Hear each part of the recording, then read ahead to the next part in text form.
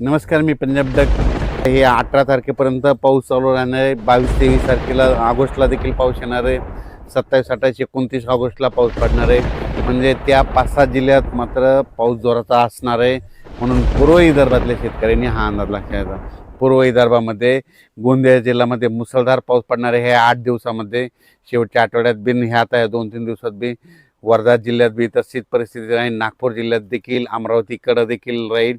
त्याच्यानंतर चंद्रपूर, गडचिरोली, यवतमाळ, आर्णी ह्या परिसरामध्ये, त्या 6 जिल्ह्यामध्ये पूर्व विदर्भातल्या तिकडं चांगला जोराचा पाऊस असणार आहे. म्हणजे 30 तारखेपर्यंत दररोज वेगवेगळ्या भागात पडणार आहे. भाग बदलत राहणार, पण जोराचा पडणार, म्हणून पूर्व विदर्भातल्या शेतकऱ्यांना अंदाज लक्षायचा. त्याच्यानंतर आज राज्यात काय परिस्थिती राहणार आहे. आज मराठवाड्याचा विचार केल्याच्यानंतर परभणी जिल्हा, लातूर जिल्हा, बीड जिल्हा, धाराशिव जिल्हा, जालना जिल्हा, संभाजीनगर, हिंगोली, नांदेड ह्या मराठवाड्यामध्ये मात्र आज दुपारनंतर वेगवेगळ्या भागात भाग बदलत मात्र आणखीन 18 तारखेपर्यंत असाच विखुरलेल्या स्वरूपाचा पाऊस मराठवाड्यामध्ये पडणार आहे, म्हणून हा अंदाज लक्षायचा. पश्चिम महाराष्ट्राकडे सोलापूर जिल्हा, सांगली जिल्हा, कोल्हापूर, त्याच्यानंतर साताराच्या पश्चिम भाग, पुणे जिल्हा, त्याच्यानंतर कोकणपट्टी तिकडं मात्र आज देखील दुपारनंतर जोरात पाऊस पडणार आहे, म्हणून हा अंदाज लक्षायचा.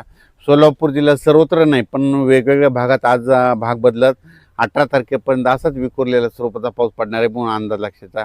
श्रीगोंदा, कडाष्टी, त्याच्यानंतर कर्जत, जामखेड, त्या अहिल्यानगर, बारामती, त्याच्यानंतर राऊर ह्या परिसरामध्ये आज बऱ्याच भागामध्ये या 3 दिवसामध्ये विखुरलेल्या स्वरूपाचा पाऊस असणार आहे, म्हणून हा अंदाज लक्षायचा.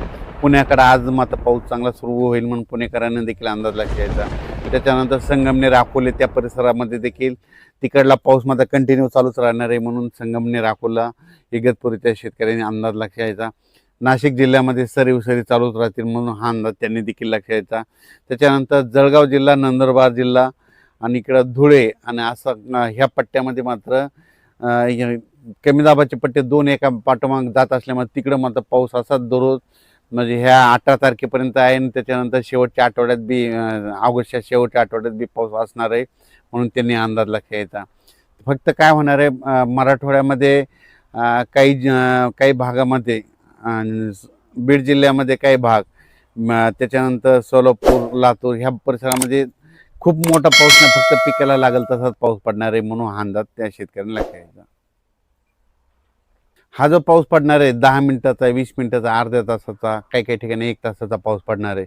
खूप असा मोठा काही पडणार नाही, फक्त जोरदार मुसळधार पाऊस फक्त नागपूर, भंडारा, गोंदिया, चंद्रपूर, यवतमाळ, अमरावती, अकोला ह्या परिसरामध्ये असणार आहे आणि तिकडंच जास्त पडणार आहे. आपल्या इकडं मात्र पिकाला लागेल तसंच पडणार आहे. त्याच्यानंतर कर्नाटक, इकडं जत, मंगसुळी तिकडं देखील पाऊस सुरू होणार आहे. तिकडं देखील ह्या 8 दिवसामध्ये तिकडं देखील कर्नाटकला देखील पाऊस सुरू होईल, म्हणून कर्नाटकच्या शेतकऱ्यांनी अंदाज लक्षायचा. पंढरपूर, सांगोला, आटपाडी तिकडं देखील सरी चालू राहतील. कोल्हापूरला जोरदार पाऊस सुरू राहील, म्हणून कोल्हापूरकरांनी अंदाज लक्षायचा.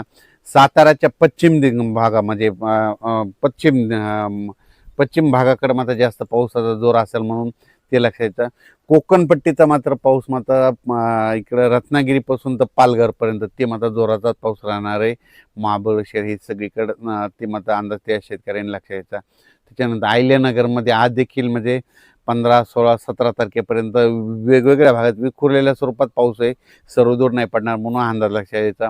संभाजीनगर जिल्ह्यामध्ये सरी चालू राहतील, म्हणून त्यांनी देखील अंदाज लक्षायचा. त्याच्यानंतर जळगाव जिल्ह्यामध्ये देखील आज दुपारनंतर आणि रात्रीच्याला देखील असाच विखुरलेला पाऊस असणार आहे, म्हणून अंदाज लक्षायचा. पण रावेर म्हणजे मध्य प्रदेशच्या लगत रावेर त्या परिसरामध्ये जोरदार पाऊस पडणार आहे, म्हणून त्यांनी हा अंदाज लक्षायचा.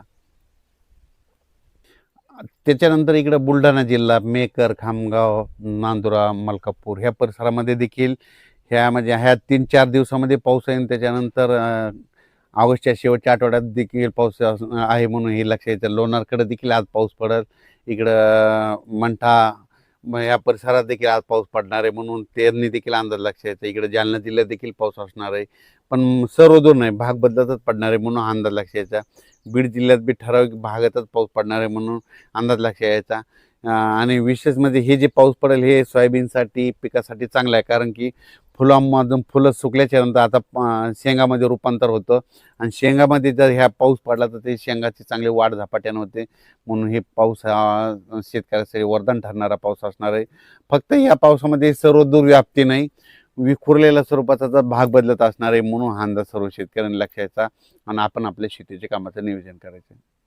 चांगला पाऊस मात्र या ऑगस्टमध्ये नाही, फक्त आहे पण फक्त काही जिल्ह्यातच आहे. ते मग ते जिल्हे सांगितलं तुम्हाला, वर्धा जिल्हा, भंडारा जिल्हा, गोंदिया जिल्हा, नागपूर, चंद्रपूर, यवतमाळ, अमरावती, मोर्शी, त्यानंतर अचलपूर, दर्यापूर, ह्या परिसरामध्ये काय होणार आहे, मग तिकडं मात्र मुसळधार पाऊस पडणार आहे.